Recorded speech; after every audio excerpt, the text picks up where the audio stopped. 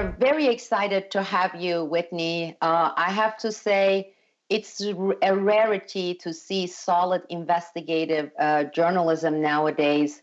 The internet is filled with, fake news, junk news, whatever you want to call it. When you contacted me for a brief interview and told me about your topic, one of my first responses, I think, to you was, you're going to come under severe attacks, and you're taking on some really, really, really, really major targets here. And you seem to determined to take this on and see it through. And when the first part for your article came out, I was floored because it was so comprehensive, so detailed, and everything is so meticulously documented. Everything is linked. Everything is based on fact. So with that, I'm going to, I know it's a very, very in-depth story that you have been covering. Yeah. And you have so far 2 parts out. One more part is coming in the next few days. And let's take it apart and start with part 1. What it is you are exposing in this amazing investigative work, and also how did it come to your attention? What made you say, I'm gonna really investigate this, I'm gonna expose this, and I'm gonna write about this? And I know a lot of work went into it. And with that, we are going to you and tune into how you started this story and what the part 1 is about.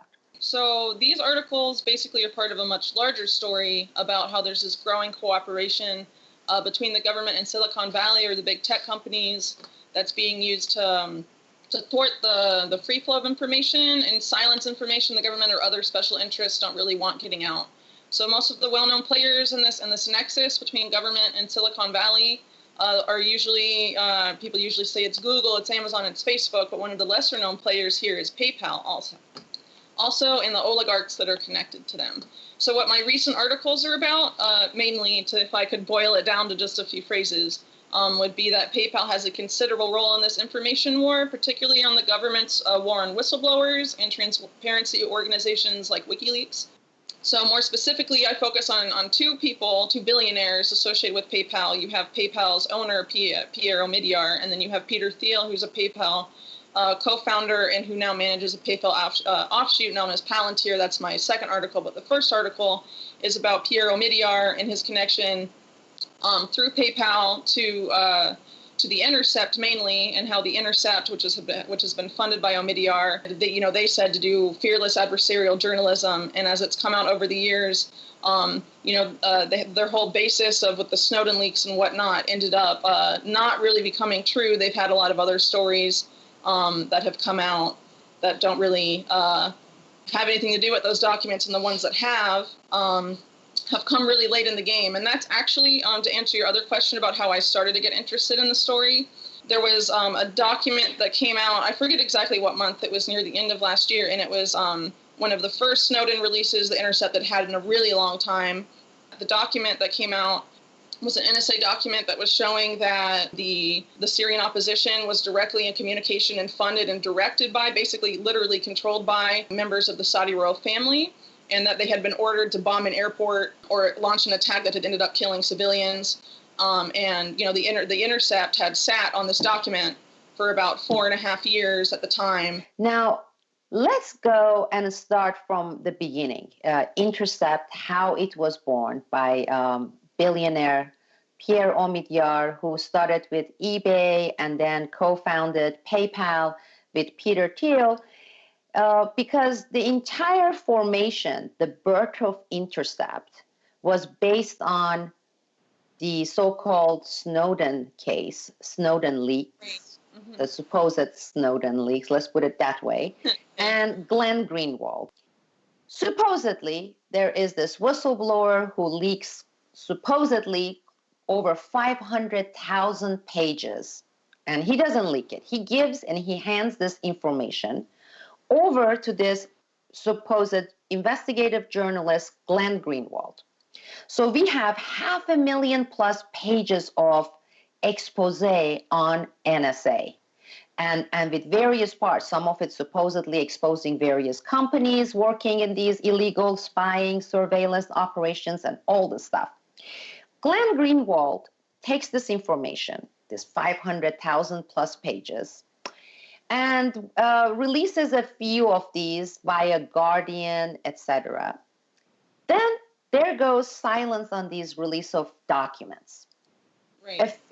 A few months later, this news pops up that Pierre Omidyar, this billionaire, partner with government agencies, and these are all the nasty agencies we are talking about, is giving birth to a news organization in partnership with Glenn Greenwald as the top guy, who's going to make give this news organization, Intercept, its prestige and name, right?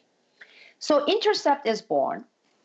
As part of this deal for Intercept and Glenn Greenwald, which is millions of dollars in salary, over $1.5 million in bonuses per year, is a deal. The deal is Intercept, this billionaire who's partner with the U.S. government agencies, going to have the exclusive right to these 500,000 plus pages.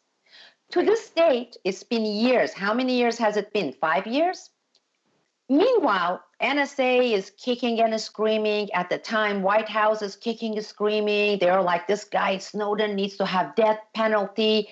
This is destroying our national security. This is a huge treasonous act. And some of the most sensitive information pertaining to our national security and our surveillance methods and our targets have been given, taken by Snowden and leaked to a journalist and given to Intercept. Okay. It's been 4.5, 5 years of this 500,000 supposed explosive information, 500,000 pages. We have had less than 10,000 pages released in little bits and pieces and little drips in 5 years, right? Now, considering the kicking and screaming of the U.S. government agencies, the death penalty request for Snowden, who is in Russia, he is in hiding, etc., how can the U.S. government, these same government agencies say, yet we will not touch or pursue Glenn Greenwald, who is in possession of these 500,000 pages, and the billionaire who also has now the current private ownership of this information? We are perfectly fine, the NSA, the CIA, the Department of Defense, the White House, everybody is fine for these individuals, and supposedly they are not directly working under the government agencies, for them to have these 500,000 pages, sit on it and do whatever they wish in terms of privatizing it, whether they provide it to anyone, nobody knows. They're more than okay with it, it seems. I mean, he also continues to fund USAID, including an overseas program that's specialized in advancing U.S. national security interests abroad, which seems kind of in conflict with the Intercept's supposed mission, which is to hold the powerful accountable and whatnot. But it's also really interesting in terms of like the Snowden Omidyar government connections that you were just talking about, is that Omidyar is also well connected to Snowden's former employer, which is a very powerful government contractor known as Booz Allen Hamilton. They've been called the world's most profitable spy organization.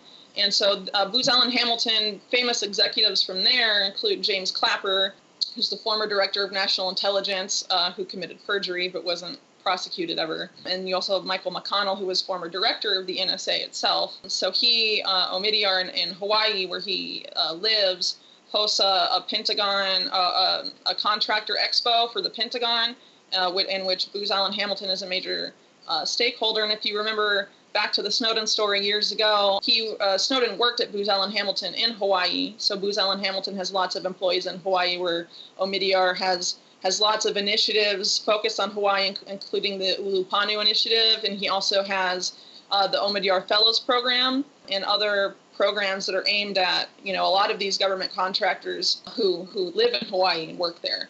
So one of the most telling things about this is that you have Omidyar in 2015 adding Snowden's former boss, a guy named, I'm not exactly sure how to pronounce his last name, but I believe it's Robert Lightsky.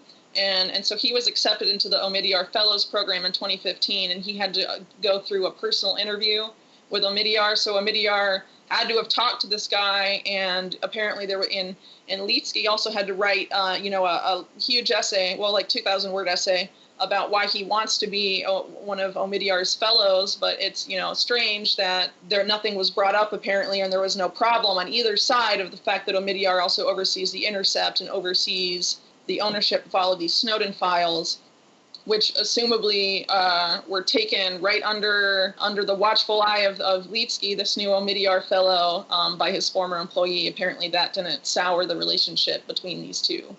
And Snowden didn't even say anything about Omidyar's decision at the time. And even as the pace of the leaks has been truly glacial here, Snowden hasn't complained at all, which is also, raises a red flag for me personally. And I think part of what you mentioned about Newsbud coming under attack when this was first being brought to light by you all, I think now that enough time has passed, you all have been more or less been proven correct, because Snowden documents haven't been coming out like the Intercept initially said it would be, and no one's complaining about it, and Omidyar's fingerprints, or rather his money trail, is everywhere in this story. So it's kind of harder for them to defend the current the existing and current setup there at the Intercept. So. Now, Whitney, the fact that supposedly this idea, the whole objective of Intercept was conceived supposedly after Snowden case became public between Greenwald and Omidyar. Yet the fact that Snowden was in Hawaii, this is the base where he lives and he operates many of his businesses, Pierre Omidyar, Hawaii.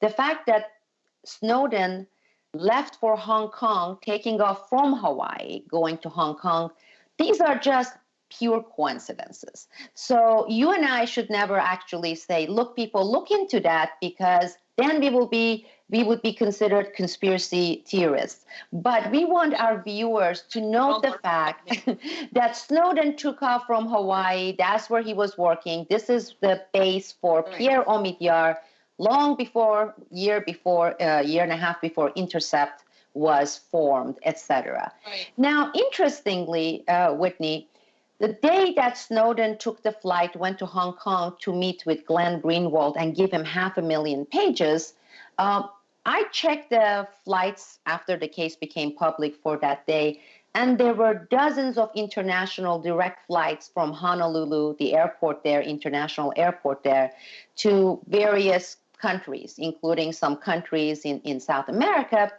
Do you know why and how Snowden chose Hong Kong, China, to leave Hawaii and go there before he left for Russia and meet Glenn Greenwald there? Well, for my article, that's not really something I looked into, because I was more talking about the Intercept and WikiLeaks, because Intercept writers and Intercept writers that work for the Freedom of the Press Foundation have sort of gotten into major disagreements with WikiLeaks and Julian Assange. But I think it is interesting that he ended up choosing to go to Hong Kong or to China, or not to a place that had, for example, offered asylum to other whistleblowers in the past. Julian Assange, for example, was offered asylum by Ecuador. So it's interesting that he chose not to try and go there, for example, or that he didn't try another country like perhaps, I don't know, Bolivia, that has a government that is anti-imperialist and interested in those sort of protections. Absolutely. And I know it's not going to come as a surprise to you, but when the Snowden case first broke, in 2003, 2004, I established the first whistleblowers only operated organization called National Security Whistleblowers Coalition, with close to 200 whistleblowers. 140 of them are publicly known names, but then we have another 60, 70 who never became public, but they are still members without their names appearing there. I sent Snowden a questionnaire because I wanted to know if he was a legit whistleblower, and if so, he would be interested in joining our Whistleblowers Coalition. One of the questions I asked there was this? Very straightforward question. Of all the flights available, including these countries that would have given you asylum, why would you select Hong Kong? And there were 7, 8 other questions. They're very straightforward questions. He basically gave us a finger and said, I don't have to answer any of these questions. I'm not interested in the National Security Whistleblowers Coalition. And after that, silence. Now, let's go to Glenn Greenwald. Glenn Greenwald left the United States around 2009 or so because he was wanted actually on several cases by the U.S. government. Again, many people, they don't know this because very few articles have come out on this. He had a fallout with his partner. He and his partner, they set up a gay porno filmmaking company in New York City. And then supposedly one of them swindled the other one. We are not sure exactly what happened. He had a court case going. He was being sued by his partner in New York City court. Meanwhile, the IRS, he was wanted by the IRS because supposedly, again, this has come out, it's documented, he had swindled the IRS for the amount over $100,000. And the way supposedly, and we don't know what that way is, he swindled the IRS. He was going to be fined, but also there was a jail time associated with that. At the same time, there was an investigation in New York City's field office by the FBI. There were some questions about some of the guys used in the film. Some of them were underage, like they were under 18 or something. Again, that has been documented. He leaves the United States because things are closing in on him, and he moves to Brazil, right? And these cases are still staying alive against him in the United States. After he gets these 500,000+ pages of documents from sensitive national security, top secret documents from Snowden, after he sells it for these millions of dollars as part of his contract, gives it to a billionaire business owner, all these cases gets dropped against them with Intercept's birth. IRS supposedly received money that paid off what he owed IRS, but they also dropped the criminal, whatever charge they had against them. So that goes away. The case with New York City FBI on this porno operation goes away. The partner who was suing him in court, that case gets closed. Whatever kind of a civil agreements they had, we don't know. And not only that, as a journalist who publicly says, I got all this information, the top national security sensitive information from Snowden, and I have it, he has been able to come and go freely into the United States. He's being flown into Hawaii in a private Gulfstream planes, one of several planes that Omidyar has. He's been coming to New York City. He's been going to Miami. And how can that be? Now, you're a journalist, and Snowden is in hiding because he's wanted. He's facing death penalty for treason. But you as a journalist, you have all this information. You possess these supposedly illegally obtained information that is the most damaging to the United States national security. Yet Glenn Greenwald has never been pursued or wanted for having and sitting on. Right. And we don't know what kind of super skiff he has to keep this information, because government agencies supposedly they keep this information in the highest security area.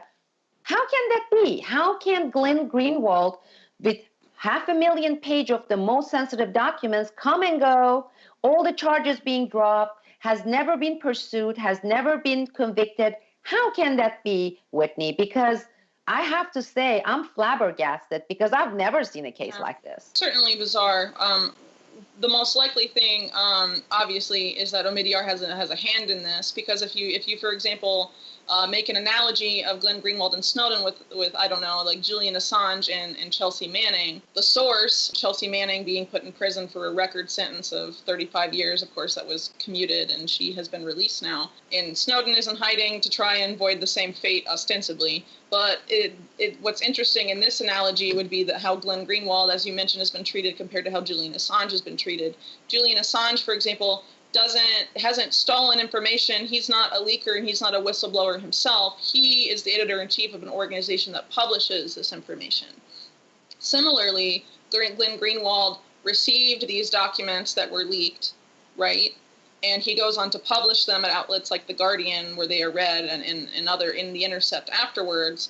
But, Glenn Greenwald hasn't been arbitrarily detained in a building, unable to leave for several years, compared to Assange's case, where Assange, even if he steps out the building, will be arrested immediately and most likely extradited to the United States. And the UN has even called for his release numerous times, and the UK government at every step of the way denies that, even when Ecuador offers him citizenship, tries to get him diplomatic immunity. None of that has worked for him, but Glenn Greenwald, on the other hand, was able to go to the Oscars, where he got up on stage for the Citizen4 documentary and all of this stuff following the Snowden leaks, and that was totally fine, even though he apparently aided, the dissemination of this information that was stolen by an alleged criminal. It really doesn't make any sense unless you examine Omidyar's role in all of this, his ties to the U.S. and to the U.S. government, and the fact that his this publication that he put down the seed money for and owns has done a really good job of not releasing these leaks that the government thought was so damaging, and that are also, as Newsbud reported on years back, also contains information that is damaging to his business interests, mainly PayPal. Well, actually, you're right. And Glenn Greenwald, during one of his passionate, nasty tweets, he confirmed it. I said, I have inside source legitimate, credible inside source who says some of these documents related to the NSA had to do with Pierre Omidyar and some of the operations activities he's been carrying out with the CIA and the NSA. So you actually are working for a guy who's supposedly implicated in these documents. Yeah. Glenn Greenwald's response was, that's true, but so what? That was the, and actually he put it on tweet. We did the screenshot, we took a screenshot of his tweets, and this was, again, I'm sure the word bitch, whore, females, because most of them, we are apt to be bitches, etc., was in there. But for the clean language, he said, yes, that's true, but so what? So he gave the information, sold the information to the billionaire who is supposedly implicated in some of these documents.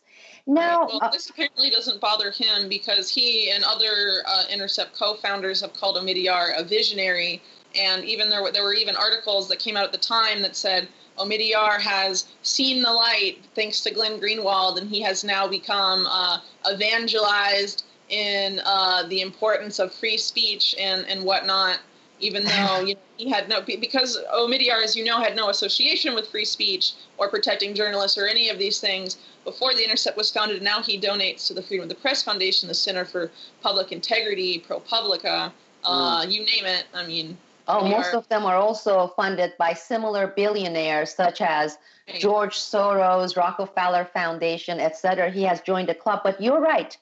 That was his, I have seen the light, hallelujah, I'm a change, I'm a converted man, because initially Julian Assange, Wikileaks, tweeted and said, here's this guy, PayPal, who froze our accounts, Wikileaks accounts, for the processing of credit cards, the donations that they depend upon to run their operations in terms of making information public.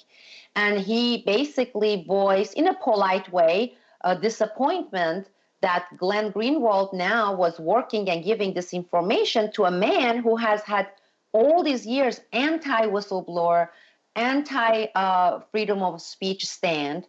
And that was when Omidyar came and said, oh, no, those were the old days. And I did see the light. Glenn Greenwald showed it to me, and I'm converted. Now, 4 years, we fast forward that by 4.5 years, and this is how your article part 1 starts. On the board of director of this amazing sounding organization, I love it how when these billionaires fund these NGOs with beautiful names, Project on Government Oversight, government image building. Oh, yes, the marketing. Who wouldn't like freedom of press naming? It's like everybody would want to rally their support again, for these organizations because they are so wonderful. They are so humanitarian. So we have this Freedom of the Press Foundation. And some of the well-known members of their board includes famous whistleblower Daniel Ellsberg of Pentagon Papers, Edward Snowden, Glenn Greenwald, and then we have this woman in Berlin, which one of my sources who works with the embassy, U.S. Embassy in Germany, has said that for years and years, she's been working with the CIA station in Berlin, but let's not even go there for now. Laura Poitras, she's on board. Now, these individuals, after Omidyar saw the light because he's one of the major funders, they have been in the past vocally supportive of Julian Assange and WikiLeaks, right? In fact, Daniel Ellsberg, Ray McGovern, they took several trips going during Obama years, going to London, going to the embassy, meeting with him, rallying, cheering for him, etc. It's like seeing the light. I had this presentation about how the mainstream media, how the U.S. government overnight turn an angel into an evil, or vice versa. Angel making evil making business. Manufacturing perceptions. And one of my example was the president of Turkey. You know, he was engaged in some unsavory stuff in early 2000s, mid 2000s. But during those years, he was serving U.S. interests, CIA's interests, and he was made the Time magazine's Man of Year. He was the best hope for democracy for Turkey, etc. But then when they had a fallout, suddenly he became the world's biggest despot, the biggest dictator. Well, I'm seeing the similar kind of pattern here with the Freedom of the Press Foundation, which you cover beautifully, eloquently.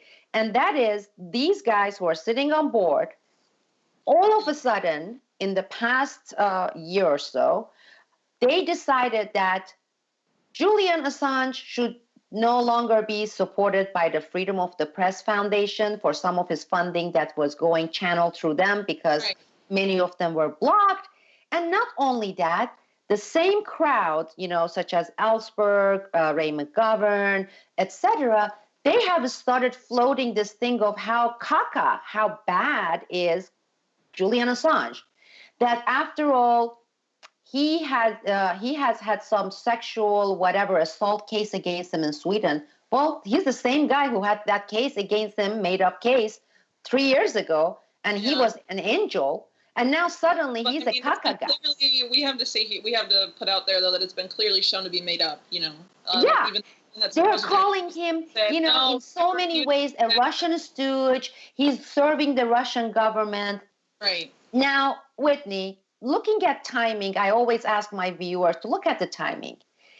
We know that Assange courageously leaked a lot of Hillary Clinton emails and Podesta-related emails and exposed them like nobody else had ever exposed them. And this is during the primaries. This is during the election year. Do you see a correlation that Assange being nonpartisan, meaning he's been doing it for the Republicans, now he's doing it, you know, he's airing the dirty laundry, none of them national security stuff on these scumbags like Clintons, etc. And then suddenly the ideologue, ultra Democrat left, such as Greenwald and Ellsberg, etc., they call him caca. I mean, is it correlated? Really been a part of that. He's actually been one of the few journalists that's been anti-RussiaGate, but the thing that's notable with him and the Freedom of the Press Foundation here is that he's been totally silent while a lot of his colleagues there and his colleagues at the Intercept slander Assange. This basically all started when Clinton had lost and, you know, her campaign and her herself decided to try and blame everyone and everything for her loss that was so shocking. So, of course, one of the major boogeymen to come out of that, of course, has been Russia and the RussiaGate scandal and whatnot. So a lot of these people that are on the Freedom of the Press Foundation board or that work for the Intercept that are so against Assange now, all of a sudden, are also, not surprisingly, people that go along with that same RussiaGate story and believe that WikiLeaks had a major hand in securing Clinton's defeat. which, as time has gone on, since the election, it's been shown that the RussiaGate is a whole bunch of nothing, or a nothing burger, as was caught on film. As time has also gone on, it's become clear that Assange is being targeted, and not just by the U.S. government, because you have people like Jeff Sessions saying that his arrest is a priority. You have the CIA director Mike Pompeo saying that WikiLeaks is a hostile intelligence service and whatnot. You have seemingly these people that were supposedly dedicated to defending WikiLeaks and defending the freedom of the press, basically echoing a lot of the same claims you're hearing from neocons or from these other groups, the government also, about the same man that they used to support. And as I talked about a little bit in my second article, there was a plan devised in 2010 around the time of the Manning leaks that was aimed at taking down the WikiLeaks threat.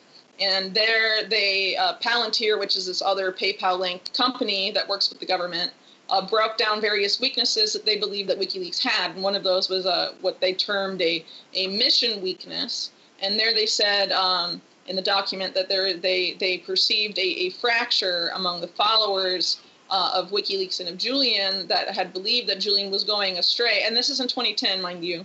Going astray from the original nonpartisan cause of WikiLeaks, and that he had selected his own personal mission because he just hates the U.S. so much that he's going to attack the United States with all his might, even though WikiLeaks has released on tons of governments, including Russia, but that here didn't matter. So what the document said is to use disinformation, use a media campaign, and people that are and play the feuding groups off of each other.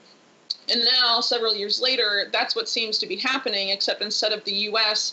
being the target of Julian's supposed attack mission and whatnot, it's Hillary Clinton, or it became Hillary Clinton, and that, of course, has gotten all mixed up in this. Anyone that wanted to take down Hillary Clinton or didn't like Hillary Clinton in any way is a Russian stooge, even if they're an unwitting Russian stooge and they don't know it. They're secretly working for Russia because this is what Russia wants, etc. So I think what has gone on here at the Freedom of the Press Foundation is a mix of things. It's a mix of these groups being played off of each other, all this hatred of Trump, because a lot of these people, as you noted in our interview for this story, the people at the Freedom of the Press Foundation are pretty much all leftist. So their hatred for Trump is sort of being manipulated this way. But also at the same time, you have Omidyar's hand in there. He is, for a long time, been a thorn in WikiLeaks' side, as was shown by his actions during the financial blockade,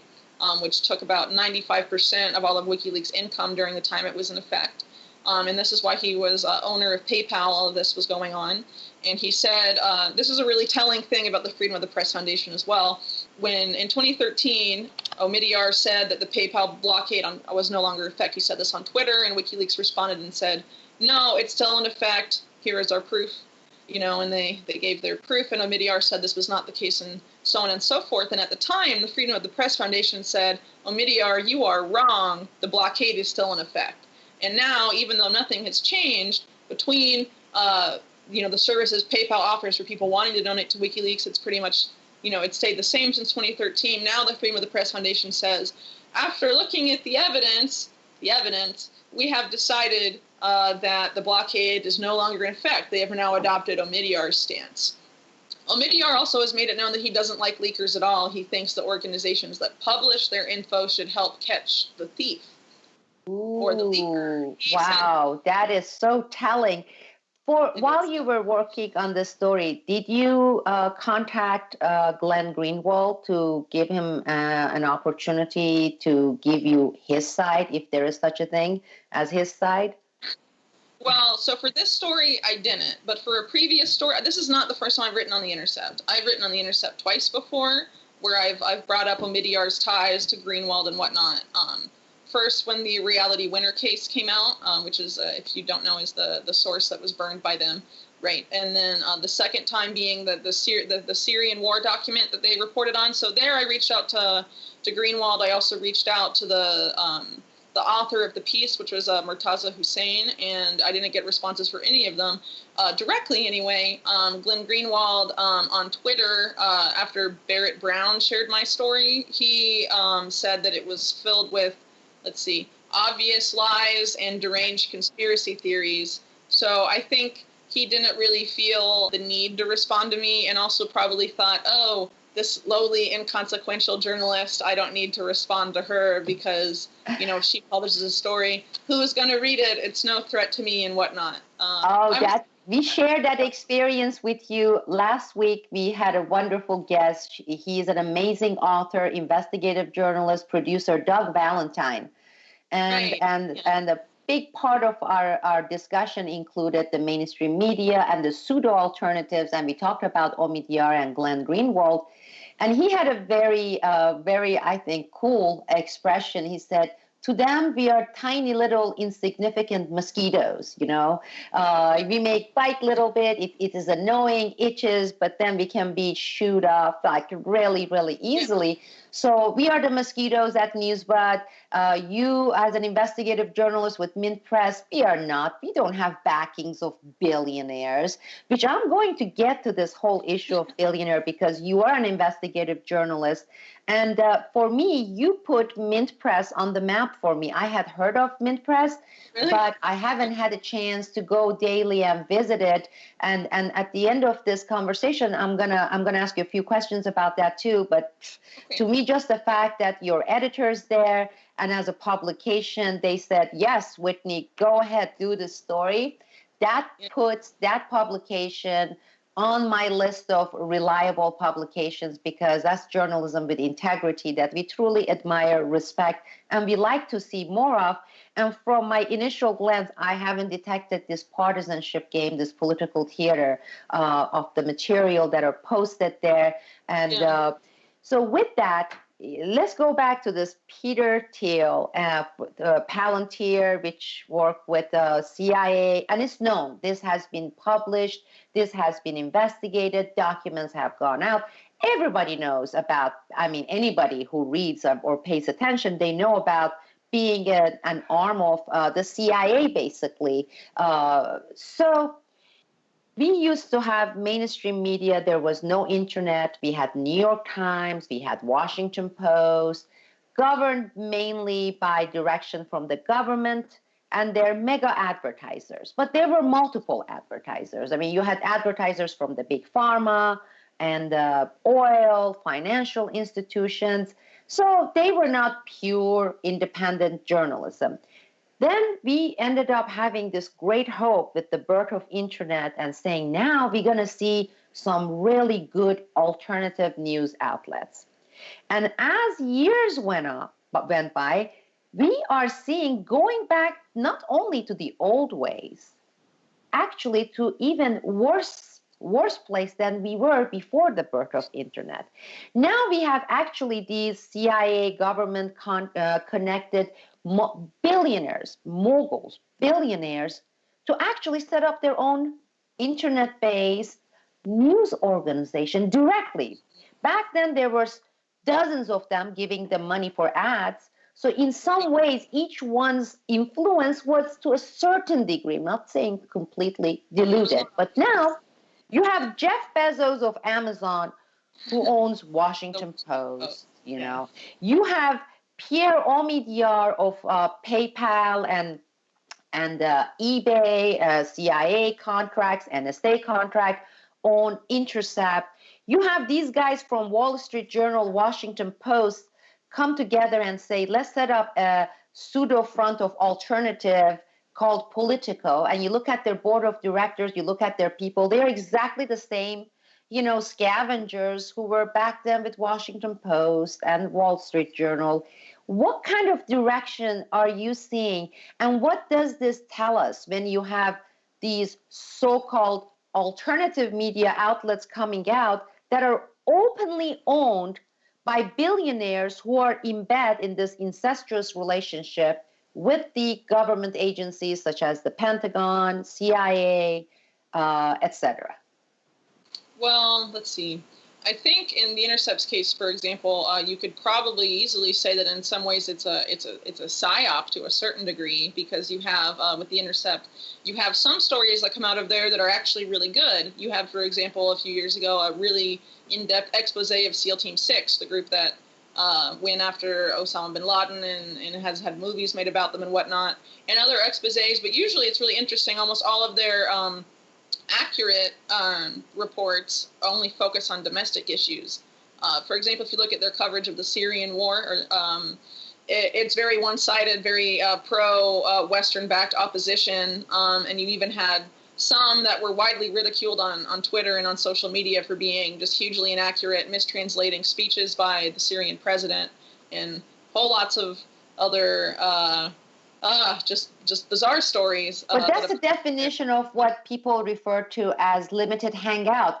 Because if you don't have some front for some calculated legitimacy, and if you're too obvious, then even the idiots who are going and reading, I'm sorry to call them idiots, I shouldn't do that, I take it back, the uninformed, ignorant people who are still going, despite knowing who owns them, who are the people working for them, then they won't even have those uninformed crowd, because they can't be that obvious. Well, these legitimate stories are sort of serve as the hook to sort of bring people in. And so the more that they think, oh, that story was really good, when they see a headline, you know, the next time they'll think, oh, because I saw that good story, this story by association, and because it's also under the Intercept's name, must also be good. And then you have, you know, the fact that Glenn Greenwald as the star of the Intercept has been so heavily promoted. I mean, he had built his reputation prior to the Intercept as being relatively anti-establishment, very vocal supporter of WikiLeaks and all of that stuff. So people that had that reputation in mind, there's still a lot of people even today, as you know, that still have a really hard time letting go of that image that Glenn Greenwald has built for himself, that a lot of people don't want to think is untrue, even though you know, he has called for the curation of leaks, and he has handled the Snowden leaks in a way that obviously have pleased the U.S. government and Omidyar. You know, he hasn't made them public as WikiLeaks would have done if they had received them. You know, they're under lock and key, and less than 2% are out years later. That's a very interesting modus operandi that you address also in your part 2. It's very interesting, these billionaires who are in bed very intimately with these government agencies such as the CIA, they seem to be most interested in those types of journalists. You, for example, gave example of James Risen, Matthew Cole, Glenn Greenwald. If you look at them, and before he left Intercept, Ken Silverstein, you're looking at the group of journalists who had gained previously, whether justifiably or not, I'm not going to go in there, but gained the trust of whistleblowers and potential whistleblowers, have established themselves as the gate or the channel where whistleblowers, insiders from the government who wanted to leak documents, to expose government wrongdoing, etc., would go to. And it seems to be that with Peter Thiel, when we are looking at Pierre Omidyar, we are looking at Bezos, there seems to be, they are co-opting, buying out those types of journalists more so than others. And you are exposing it very nicely, and it's all documented there with links. But aren't we seeing this really, really alarming trend there? It is interesting, for sure. And that's why I made a note of it in the second piece, the strange coincidence that you have in the case, you know, two of the most famous whistleblowers that have been jailed after Obama started jailing whistleblowers, not counting Chelsea Manning, of course, were John Kiriakou and Jeffrey Sterling.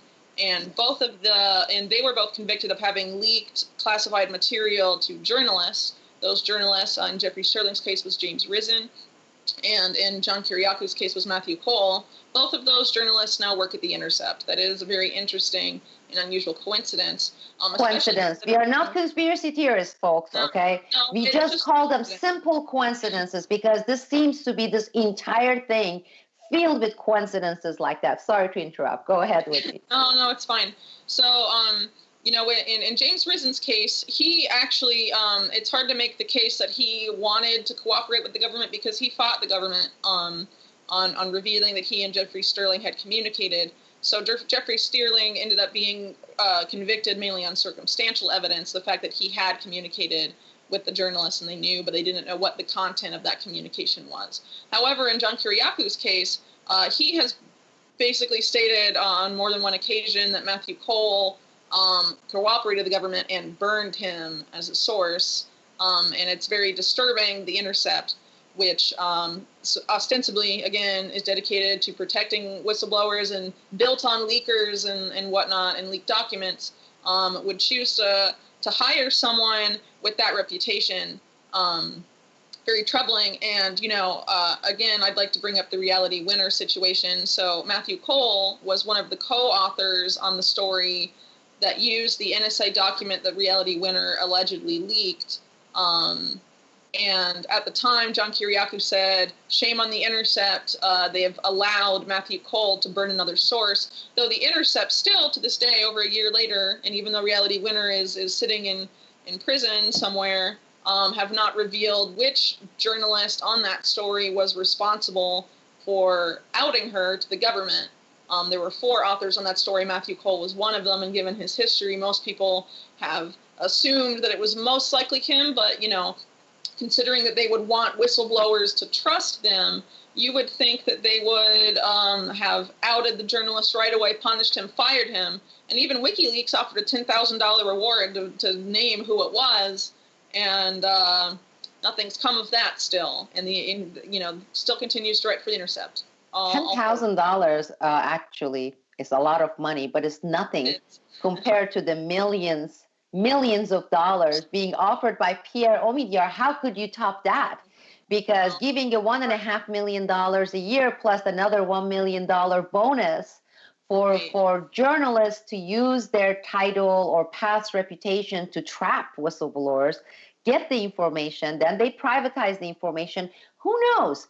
I mean, I don't know. Is it something that they later use to blackmail the government, get even cushier positions and more lucrative billions of dollars contracts, people like Omidyar? Who knows what kind of games go on behind the scene? But as a whistleblower who has been burned in the past, because I started very naive and green, and later as the director of National Security Whistleblowers Coalition, going through the cases of whistleblowers that had gone to certain journalists, I have been trying to do my best to warn them and say, do not go to publications like Intercept.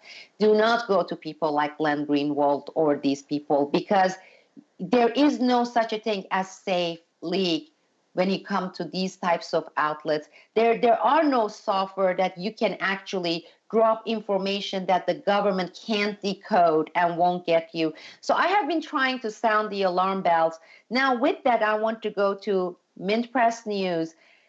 You're a freelance reporter with them, or are you directly employed? I'm their staff writer, so I produce a lot of their content. But as we talked about when I interviewed you, I am technically on maternity leave. Yeah.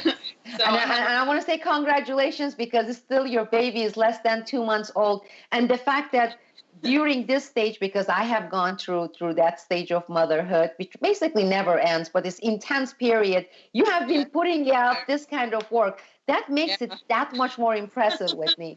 Thank you. Well, so anyway, I'm not producing a lot of content for Mint Press right now, but generally I produce usually at least 1 or 2 stories for them on a daily basis, except weekends. Mint Press is generally does not produce new content on weekends. They So tell us how Mint Press started, when it started, who founded it, where is the funding coming from, because it has piqued my interest. And from what I'm seeing on Twitter, because once I started tweeting it, I saw thousands of people paying attention, and I'm like, great, now Mint Press is on the map, because it should be. This work deserves putting it on the map. So tell us a little bit about Mint Press. Well, I've only been at Mint Press for a year, and I'm not as familiar, I guess, as I should be with the history of the company. I know it hasn't been around that long. I think at least since their first big story broke in 2013, from what I understand, it had to do with the Syrian war at the time, and outing the Syrian opposition as being, Saudi-backed terrorist groups, and it was very controversial at the time. But anyway, Minute Press was founded by the person who still runs it, which is Manar Mukesh. Yes, which I respect. Yes, whom I respect. She's amazing. Yes, she is. Really well. And, as you were saying earlier, that you were so surprised that I had editors that, let me write a story of this nature. I mean, Manar is really fearless in that way. She is definitely someone who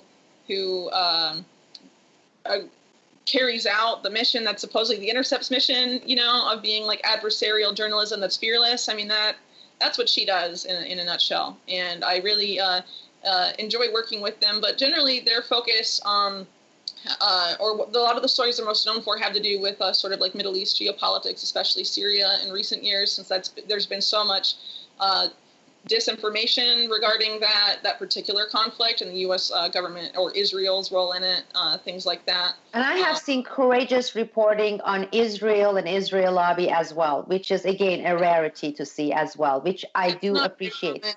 U.S., that's for sure, but that's because, a lot of the Israel lobby in the U.S. is exceedingly powerful. Obviously, it is the most powerful foreign government lobby in the United States, no doubt about it. But we have, at Mint Press, there's, it doesn't, as long as, the story is true and fact-based, it doesn't really matter whose buttons we're pushing. The buttons need to be pushed. The people need to know. You have to let, the people be informed so they can make, decisions or, it's really important that people know what's actually going on and not these controlled narratives that are being fed to us by the pseudo-alternative news or the establishment media. I have one final question before we part, and we are going to stay in touch, and you have an open, indefinite invitation from Newsbud for any investigative work exclusively for Newsbud. We are always here, so I would love to hear pitches from you. We would love to support it both financially, with coverage and everything. So I'm going on record with that. But I was just thinking while I was showering this morning, and I was thinking, it's like, do they have sense of humor when they come up with their names, these people? Like Intercept. Intercept's mission seems to be intercepting leaks and whistleblowers and neutralizing it. So actually, they are there to intercept. Has that gotten your attention? And have they done it on purpose, really? Is that some kind of a CIA sense of humor inserted there, calling this publication exactly what it is, interceptors of the true information and leaks? Well, the name certainly is ironic in a sense, but I hadn't really written about it because it's kind of hard to be like using things with a factual basis, being like, they planned this all along. I can't really prove that, Oh, but, no. I totally understand. That's what makes your work credible, because it is done without my opinion or name calling. You're saying facts. Well, here I'm putting it themselves. Usually, you don't need to add your opinion in cases like this with the Intercept. The facts are pretty clear about how things fit together. But in terms of the names, I think that at least the U.S. government in general has a sick sense of humor when it comes up with names for things. So, like the Patriot Act is a good example. But with Intercept, with that ironic name, this is one of the questions you asked me during the interview. You asked for my opinion with this reality winner case. And I said, I haven't really delved deep into it, and I haven't. So I can't really express any opinion. I don't know the facts well. So there are certain things that seems a little bit kind of odd because, again, I have gone... I did write about it, and it's just, it's weird because, honestly, she has sort of disappeared from mainstream political discourse in a sense, but you have people like people in the Freedom of the Press Foundation, including people that are attacking Assange and Intercept writers as well, frequently tweeting about her case or like donate to her defense fund and whatnot. Mm-hmm. But a few months before Reality Winner was outed as a source, there was a guy, I can't remember his name, but he was called Snowden 2.0, and he was a would-be NSA whistleblower that was attempting to do something similar to Edward Snowden. We don't really know because no one's heard from him. He's just disappeared. And they're not tweeting about him. They're only tweeting about Reality Winner. And also Reality Winner, the document that she leaked was used in a story by The Intercept. And the whole thing is really interesting to examine in the sense that the document she leaked purported to show that Russia had attempted, had hacked or undermined in some way an election software company in the U.S. prior to the election. However, and that's what the whole story at the Intercept was about. However, if you look at the document, it doesn't provide a factual basis for that claim at all. This is exactly what I mean. I mean, first of all, ironically named Intercept, okay, the interceptor of the real leaks and everything. Then they turn up and give us the story of, I mean, I did have my WTF moment, Reality Winner. I'm like, is that even real? Because Intercept giving us Reality Winner, again, I don't want to go ahead and make a judgment call here, but you have to admit, it kind of, everything feels like they're having fun because they have gotten the formula down pat so well with the twisted information or with the total false information packaged as real leak or real information.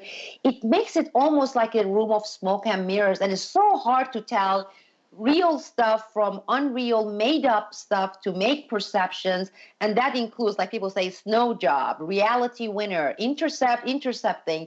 It gives you this pause and say, I don't know. It's they have dumbed down the majority so much that now they're having fun with it, and soon they're gonna actually, with the ownerships being so exact, Bezos, who was a candidate to be a CIA director and owns Washington Post, Omidyar, Reality Winner, Snowden. It's normalization to a point where they can actually be really straightforward and put it out in names that they're giving us fakery, and yet we still have this majority who's ready to swallow everything put in their mouth by the mainstream media, by the pseudo-alternative front. And with that, I really want to thank you for joining us and giving us this 1 hour of your precious time as a new mother of an infant and also as a busy investigative journalist. My kudos, appreciation to Mint Press, and I'm looking forward to more work from you, and I'm a big supporter of Mint Press News. Okay, well, thank you so much for having me. I really appreciated the opportunity to be here. Thank you, Whitney.